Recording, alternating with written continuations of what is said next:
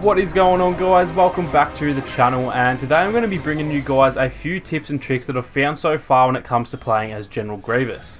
I've had a lot of you guys pop by in the streams and ask for a hero guide. This isn't actually going to be the proper hero guide, however, as I do want to wait until he's working as the devs intend him to, but this is just more so a few tips to tide you guys over until I do get around to making the proper hero guide. I was initially planning on getting a guide out as fast as possible, but when I actually thought about it, I realised that there's not too much point in making one while he is currently buggy, seeing as in a month's time he'll have a completely different playstyle and the guide would already be outdated pretty quickly. So this video is more just going to be some random tips and tricks that I've found so far when I've been playing as Grievous, because even though the hero guide won't be worth making just yet, I'm sure you guys do want to figure out some tips on playing him since he is still very new and exciting. So getting straight into it, I'm going to touch on his abilities first up, and as most of you probably know, they are pretty buggy, so these tips are probably going to be fairly simple. For the Unrelenting Advance ability, literally the only tip I have at this point in time is to never ever use this ability unless you want a really quick death.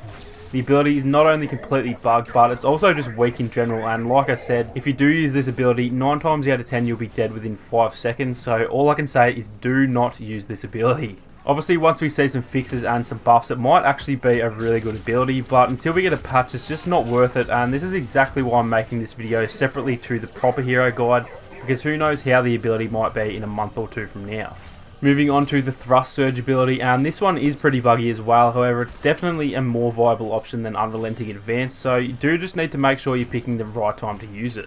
In Galactic Assault, I'd pretty much steer clear of it altogether. It can be fairly useful, but it can also end up in a quick death because of the long animation, so unless you're behind an enemy one-on-one, I'd probably recommend to not use it at all unless it is a last resort. As for HVV, it can be pretty useful if you can manage to land it. So again, you do just need to pick your spot and only ever use it when you're confident you won't get killed if it does happen to fail. I'm already at level 31 with Grievous, and I've only ever landed this ability maybe 5 times at most, so that kind of shows just how useless it is. However, like I said, if you do pick your spots, it can still be a pretty viable option, and it will knock down your enemies if you can manage to land it. Now, as for the Claw Rush ability, this one is honestly one of the most versatile abilities in the game so far. You can use it to run to safety, to knock down enemies, or even to get an instant kill if you do use it properly like I'm about to show you. In this first clip here, you can see that I used the Claw Rush and went straight through the enemy, which deals 130 damage and also knocks them to the ground as well. What a lot of people don't actually realise though is that if you hit R1 again as soon as you've hit the enemy, you'll cancel the animation, causing him to do the little front flip thing, which actually causes damage as well, meaning you can take out the enemy without needing to use your saber at all. This is probably the easiest possible way to take out a regular trooper as the general. Not only can you close a lot of ground on the enemy, but when you do get close enough, you can take them out instantly if you do manage to time it correctly. Like I said, as soon as you see that hit marker, hit the ability button again and you'll pretty much get the kill about 90% of the time.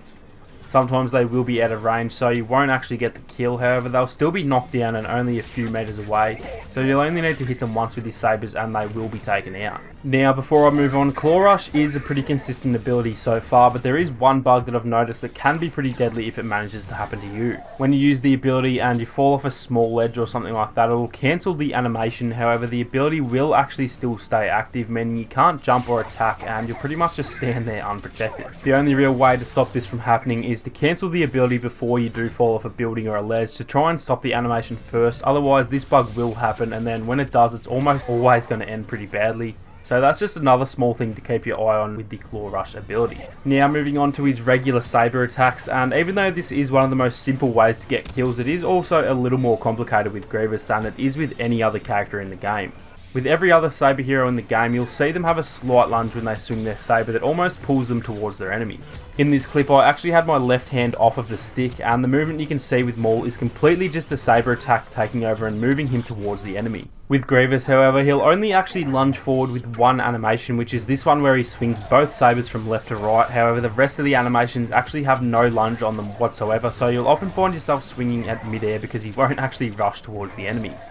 This is something you need to be super careful about. I died a whole lot of times when I started playing him because I would just stand there wildly swinging my sabers like a madman and doing no damage at all, draining my stamina super quick, which obviously means I couldn't block, and then in that case you're going to end up dead very quickly. The best way that I've found to combat this is to actually dash towards your enemies and then hit them, rather than just trying to hit them from a bit of a distance. This is the easiest way to close ground on your enemies, and although it can take a bit of getting used to, it does pretty much act the same as the normal saber lunge that we have for every other character in the game.